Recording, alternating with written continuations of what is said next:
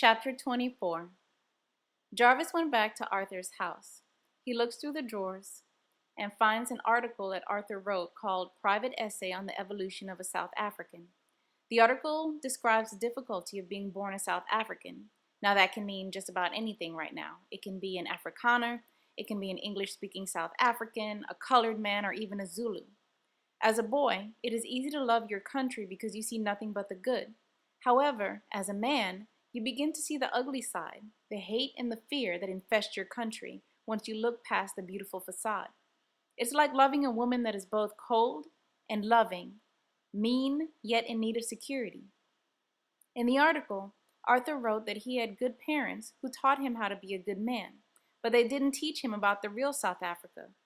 This motivated him to the pursuit of doing the right thing to help South Africa. It's a moral fight that basically defines his life. His wife joins him in this fight, and he only wishes that his children will understand one day too.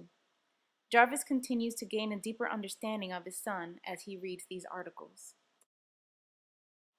Chapter 25.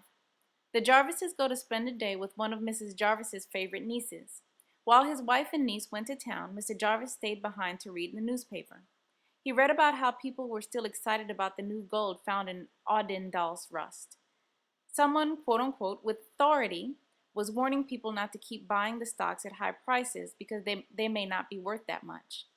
An old man knocked at the door while he was reading. It was an old umfundis who acted as though he were ill.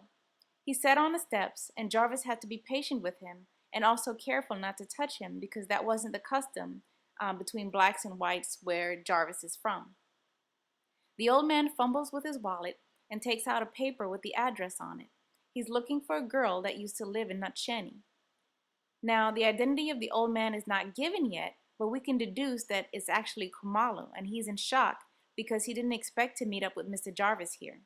Remember, Khumalo's son just killed Jarvis's son, so we can understand why Khumalo would be so frightened at this point.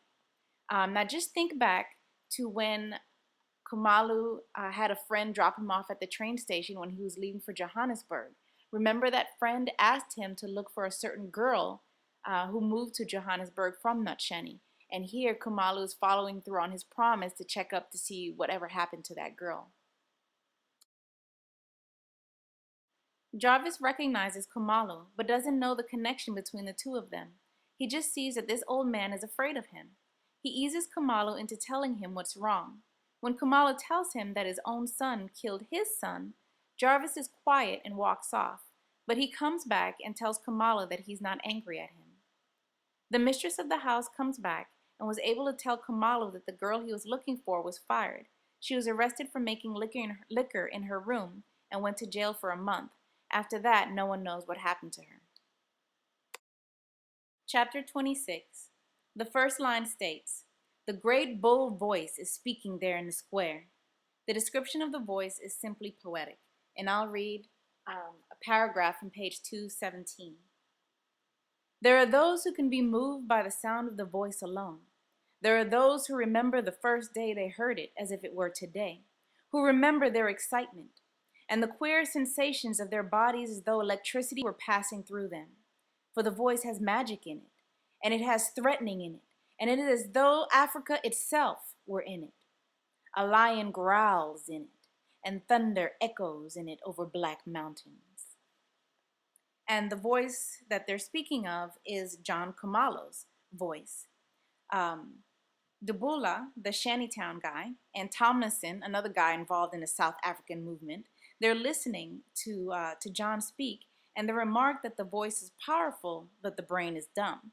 The police also listen to John, and they think that he's dangerous, but they know that he won't take things too far because he's afraid to. He has his boundaries, so the police aren't worried that he'll cause riots or anything crazy like that because he's too afraid of losing what he has. John is calling for a fair share of the new gold. He said everyone can get their share, no matter their color. He wants the black people to get paid what they deserve, what it's worth. He said it's not right that they stay poor while others become rich.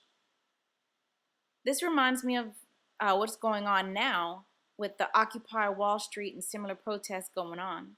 There should not be such a disparity between the haves and the have-nots, and that's what people are arguing about or fighting for or protesting against.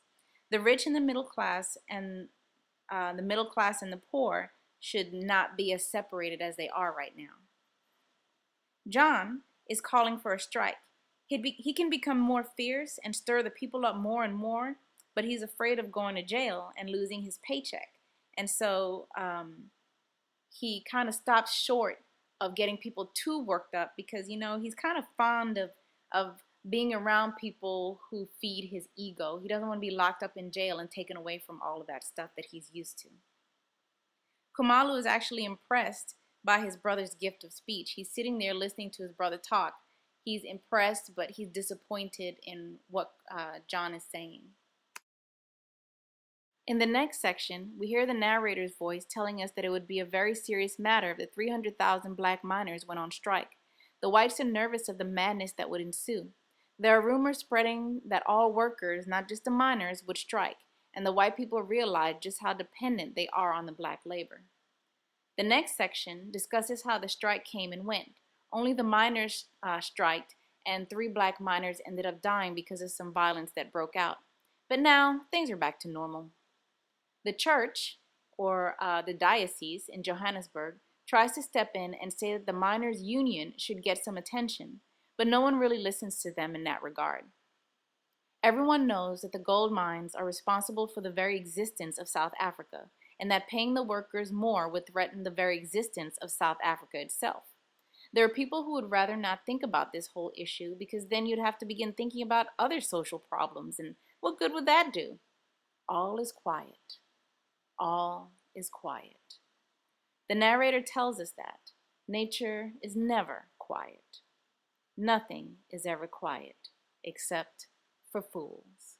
And that ends chapter 26.